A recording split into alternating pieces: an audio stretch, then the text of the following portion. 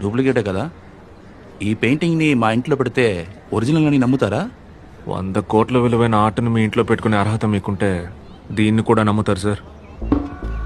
1000 రూపాయలు ఇస్తాను, ఇస్తే ఇవ్వ, లేకపోతే నేను వెళ్తా.